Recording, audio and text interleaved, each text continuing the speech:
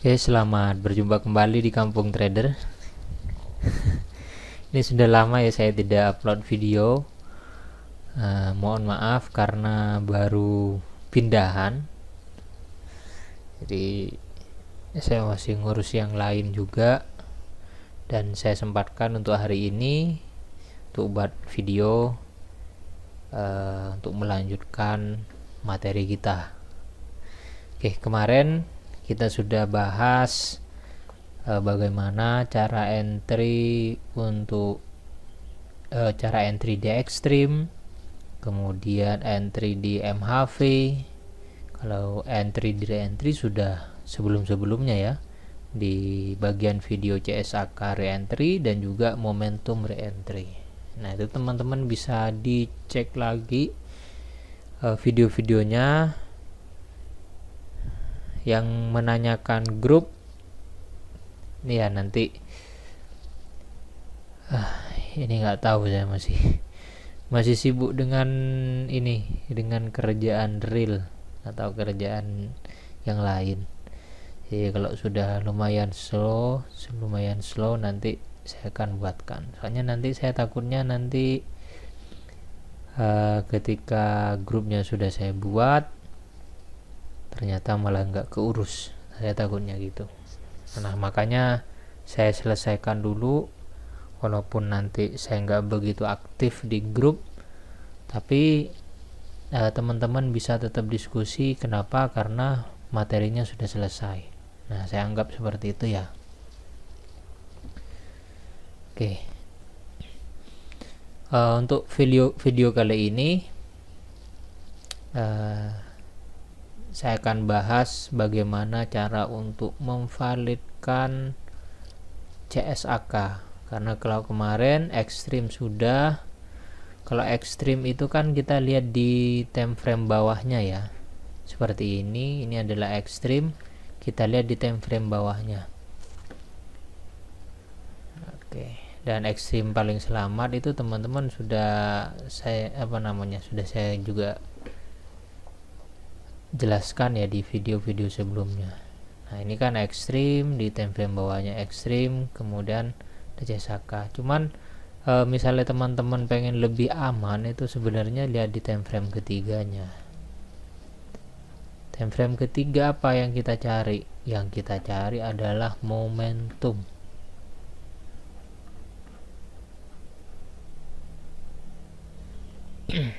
Seperti itu ya.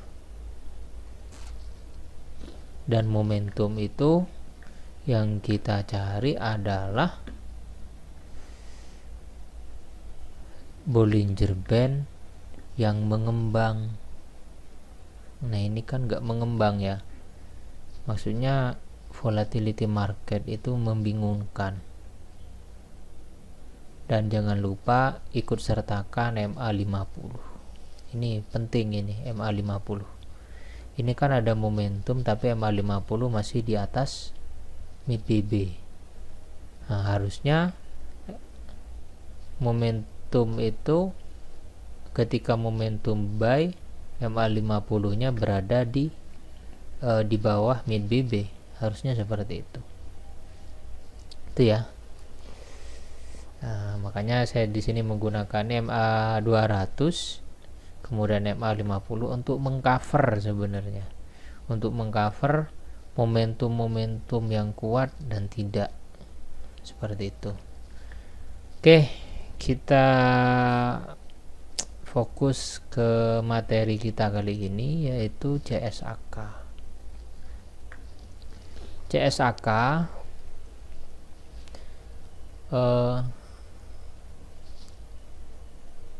teman-teman perhatikan di time frame bawahnya dan juga time frame atasnya, itu untuk CSAK. Yang perlu teman-teman perhatikan apa? Oke, saya tulis saja ya.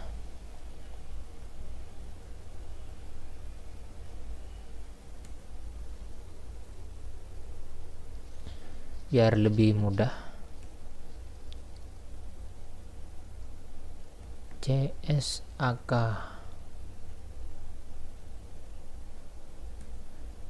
Jadi yang perlu diperhatikan pertama adalah time frame bawahnya dulu.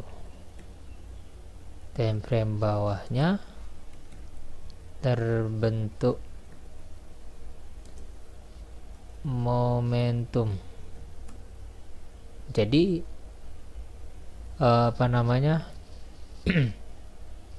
momentumnya ini mengikut CSAK-nya ya. Kalau misalnya CSAK sell, maka momentum sell. Kalau CSAK buy, berarti momentum buy. Kemudian yang kedua, time frame atasnya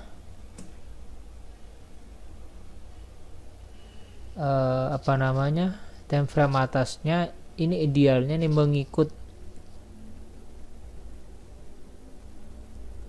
mengikut tren. Oke, sekurang-kurangnya ada dua sih. Nanti penjelasannya biar lebih jelas saya akan dicontoh chartnya saja. Oke, contoh di sini ada CSAK. Apakah CSAK di sini valid atau tidak? Sebenarnya CSAK itu ketika, maksudnya bukan valid tidak valid ya. Ini teman-teman biar tidak bingung. Sebenarnya untuk CSAK semuanya valid. Maksudnya selagi ciri-cirinya kan candlestick yang mampu break MA5, MA10 high dan mid BB. Itu adalah CSAK. Nah, cuman yang kita maksudkan di sini apakah CSAK di sini akan melanjutkan perjalanan atau tidak? Nah, itu perlu konfirmasi. Secara ciri tadi itu adalah CSAK candlestick yang mampu break MA5, MA10 high ataupun low dan mid BB. Nah, yang masih bingung bisa dilihat di video sebelumnya. Nah, karena di sini sudah masuk multi time frame, nah maka ini penjelasannya lebih dalam lagi. Jadi tidak cukup itu saja. Karena kalau kita perhatikan ada yang namanya CSAK. Nah, ini ada CSAK tapi tidak melanjutkan penurunan. Nah, supaya tidak terjebak di market yang seperti ini, maka perlu beberapa syarat gitu. Oke, kita lihat di sini CSAK. Kemudian kita lihat di time frame bawahnya tadi apa? Harus ada momentum yang mengikuti CSAK. Karena di sini adalah CSAK buy, maka momentum di H1-nya adalah momentum buy. Oke, ada ya momentum buy. Oke, ada momentum buy. Cukup. Pertama itu dulu. Oke. Selanjutnya yang kita lihat juga di time frame atasnya di daily. Oke. Ini tadi di H4 seperti ini. Biar lebih jelas, saya akan perbesar dulu ya.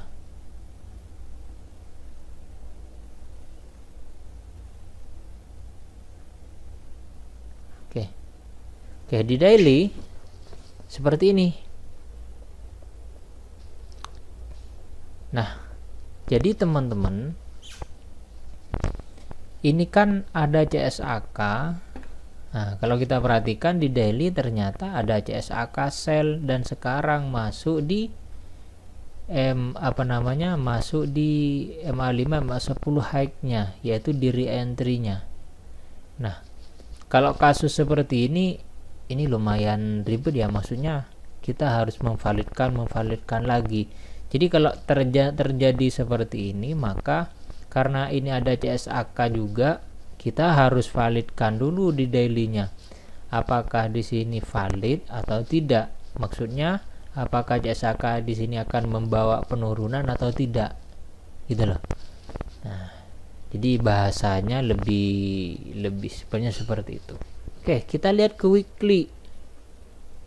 Nah, kalau kita lihat di weekly, Oke, saya perbesar dulu. Saya akan perbesar supaya lebih jelas. Oke, ini ya CSAK-nya. Kalau kita lihat di weekly, ternyata berada di MA5, MA10 low, yang bermaksud MA5, MA10 di sini adalah tempat untuk re-entry momentum ini, gitu ya. Sebenarnya kemarin saya juga alhamdulillah saya trading, saya tarik Fibo di sini dan targetnya memang di MA5, MA10 low di weekly. Oke, ini ya. Nanti saya akan tunjukkan caranya gimana. Nah, bener kan? Jadi ini yang perlu diperhatikan teman-teman. Jadi CSAK, ada CSAK yang memang akan membawa perubahan tren dari kenaikan menjadi penurunan, ataupun dari penurunan menjadi kenaikan, arah untuk turun, arah untuk naik, seperti itu. Cuman ada kalanya seperti ini. Nah, inilah yang saya maksudkan perlu untuk kita konfirmasi di beberapa time frame. Nah, minimalnya itu tadi, lihat time frame atasnya, kemudian lihat time frame bawahnya. Nah, kalau seperti ini bagaimana? Nah, karena di sini tadi masuk di area momentum, nah berarti yang kalah yang mana? Yang kalah itu yang di daily. Yang di daily berarti CSAK di sini itu tidak valid. Walaupun kalau kita lihat di time frame bawahnya, ya kan, di time frame bawahnya terjadi momentum. Oke kan? Kalau terjadi momentum seperti ini, maka kita akan tunggu yang namanya CSAK berlawanan. Itu yang membatalkan nanti ya. Atau momentum berlawanan seperti di sini juga bisa. Nah, cuman kalau kita misalnya tanpa konfirmasi lagi di time frame besar, maka kita akan bingung di sini mau open posisi bagaimana. Nah, ternyata kalau kita lihat di weekly itu berada di MA5, MA10 low, yang berarti re-entry momentum buy di MA5, MA10 low di weekly. Alhamdulillah.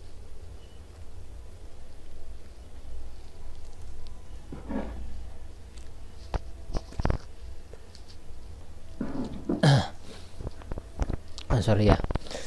Oke. Nah, berarti walaupun berada di MA5, MA10 high di sini itu tidak masalah. Kenapa? Karena sudah dimatikan oleh weekly. Nah, berarti di time frame H4-nya CSAK yang di sini, oke, saya ambil dulu. CSAK yang di sini berarti valid. Di time frame bawahnya ada momentum, ya kan? Kemudian di time frame ini ada CSAK, time frame yang dimaksudkan atau time frame utamanya dia 4, di time frame H1 momentum buy. Kemudian di daily ini kita sudah berada di ini tadi ya, CSAK valid, CSAK berlawanan dengan weekly, maka kita bisa langsung open posisi di re-entry momentum tadi. Nah, momentum re-entry kita bisa open posisi. Sudah, gitu aja. SL-nya gimana? SL-nya letak aja di bawahnya. Sini. SL-nya di bawah mid BB. Selesai. Saja. Kenapa? Karena kalau nanti terbentuk yang nama CSAK, maka kemungkinan nanti ini akan melakukan penurunan atau membalikkan yang re-entry di sini, atau CSAK yang ada di time frame apa. Oke, seperti itu ya. Oke, selanjutnya kita lihat di daily yang tadi ya. Nah, karena kasusnya seperti ini, bisa jadi seperti ini kasusnya. Oke, saya akan hapus dulu biar nggak terlalu ramai. Hapus, kemudian delete.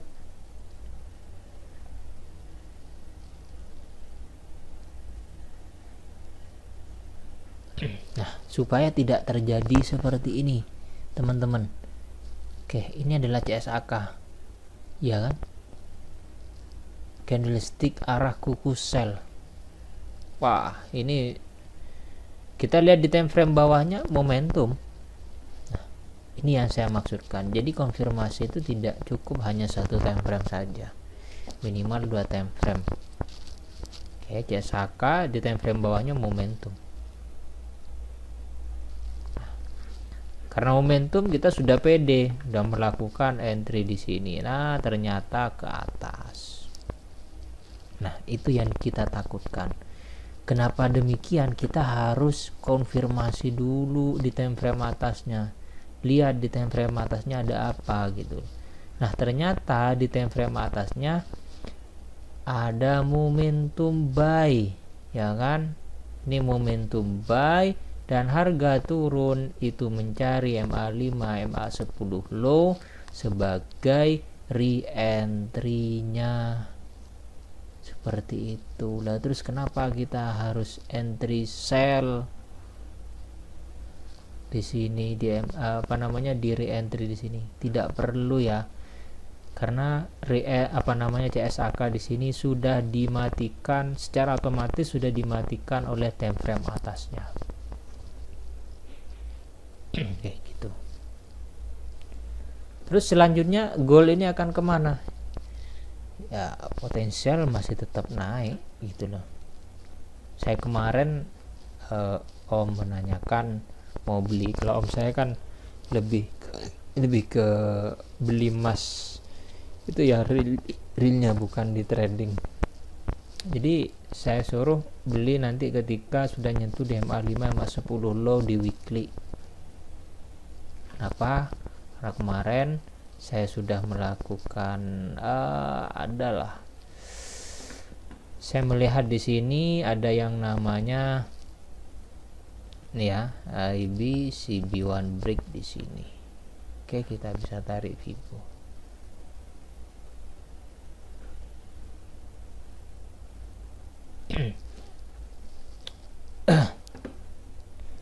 Tahu teman-teman bisa tarik isi juga nggak masalah. Oke. Berada di TP2, pas berada di MA5, MA10 low di weekly-nya. Ya sudah, hajar aja gitu loh. Nah, ini penting gitu loh, untuk seperti ini penting ya teman-teman. Nah, untuk saat ini di daily-nya belum ada. Kemudian kita bisa tarik di H1 boleh. IB CB1 break. Oke, kita tarik seperti ini. Untuk maksudnya target goalnya ya. Target goal itu bakal kemana? Oke, yang di sini saya akan hapus.